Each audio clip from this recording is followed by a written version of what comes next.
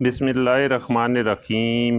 حضرت آدم علیہ السلام کو جب جنت سے راندہ درگاہ کیا گیا، جنت سے نکالا گیا، زمین پر اتارا گیا، تو لکھا یہ ہے کہ حضرت آدم علیہ السلام جو وہاں سے چلنے لگے ہیں تو انہوں نے وہاں سے وہ حجرہ اسود کو اٹھا لیا۔ حجرہ اسود کو بطور موڑے کے یعنی بیٹھنے کے لیے ایک سیٹ کے طور پہ حجرہ اسود کو بغل میں لے لیا اور زمین پر اتار دی گئی۔ اور دوسری روایت میں آتا ہے کہ جس رات میں حضرت آدم علیہ السلام کو آسمان سے زمین پر اتارا گیا تو اس رات میں حضرت آدم علیہ السلام بڑے وحشت محسوس کر رہے تھے، بڑے مایوس، اور پوری اس دنیا کے کے عالم میں اکیلے رات کو بیٹھے ہیں اور بڑی ایک مایوسی اور وحشت طاری ہے۔ اسی رات میں اللہ تبارک تعالیٰ نے جنت کے دو جوہرات یعنی ایک حجرہ اسود اور دوسری مقام ابراہیم، یہ دو پتھر اللہ تبارک تعالیٰ نے اس رات میں حضرت آدم علیہ السلام کے ساتھ اتار دیے۔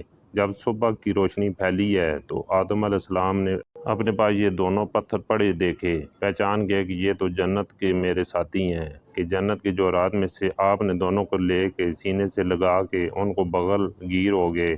اس سے تسکین حاصل کرنے لگے کہ یہ وہ جنت کا ایک سامان میرے ساتھ آ گیا ہے۔ اس طریقے سے اللہ نے ان دونوں پتھروں کو زمین پر اتارا۔ اور عجیب بات ہے، ایک حدیث میں آتا ہے کہ آدم علیہ السلام جو حجرہ اسود لے کر آئے تھے، اصل میں حجرہ اسود ایک فرشتہ تھا۔ جب آدم علیہ السلام کو جنت میں اللہ تبارک تعالیٰ نے آباد کیا، ایک فرشتے کی نگرانی لگا دی تھی کہ آدم علیہ السلام کی نگرانی کرے کہ وہ ان تمام کی تمام جنتی ان کے لیے مباح ہیں، لیکن یہ جو ایک درخت ہے، اس درخت کے کھانے سے ان کو منع کیا گیا، تو تم اس کی نگرانی کرتے رہو، کہیں آدم علیہ السلام اس درخت کا پھل نہ کھائیں۔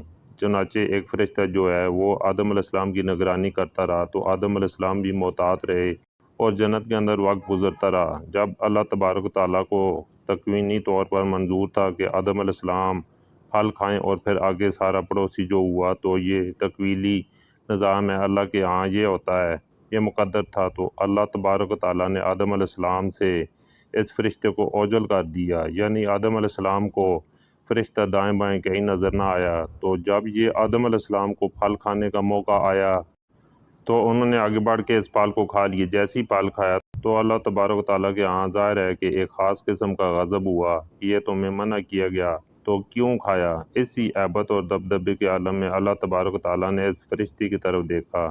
جب اس ہیبت کے عالم میں اس فرشتے کو دیکھا ہے تو فرشتہ خوف سے پتھر بن گیا اور وہ حجرہ اسود کی شکل کے اندر قائم ہو گیا۔ اور جس کو آدم علیہ السلام زمین پر لائے، اس کی تائید ایک دوسری حدیث یہ ہوتی ہے کہ نبی کریم صلی اللہ علیہ وسلم فرماتے ہیں کہ کل روز قیامت میں جب حجرہ اسود میدان حشر میں آئے گا تو اس کے دو کان ہوں گے، اس کی دو آنکھیں ہوں گی، اس کی زبان ہوگی، باقاعدہ ہاتھ ہوں گے، گویا کہ پورے ہاتھ پیر کے ساتھ یہ میدان حشر کے اندر پہنچے گا۔ اور ساتھ ہی نبی صلی اللہ علیہ وسلم نے فرمایا کہ حجرہ اسود اصل میں ایک فرشتہ تھا۔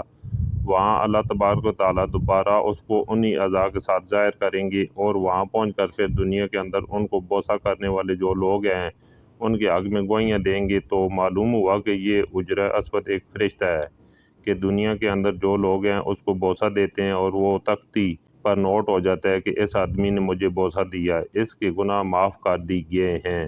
تو کل روز قیامت میں وہ اس کی گواہی دے گا۔ اور مزے کی بات ہے کہ دنیا کے اندر ایک بہت بڑے محدث گزرے ہیں، وہ یہ کہتے ہیں کہ میں مکہ کے اندر حرم میں حجرہ اسود کے قریب کعبہ کے قریب ایک عرصہ تک رہا، تو میں نے ایک مرتبہ عجیب منظر دیکھا کہ یہ حجرہ اسود وہاں سے نکلا۔ حجر اور اس کے دونوں ہاتھ تھے، پیر تھے، اس کے کان اور پوری ایک انسانی شکل میں نکل رہا ہے۔ وہ نکلا اور کافی دور تک ٹہلتا ہوا دوبارہ وہ اسی جگہ قائم ہو گیا اور اسی طرح پتھر کی شکل اختیار کر دی۔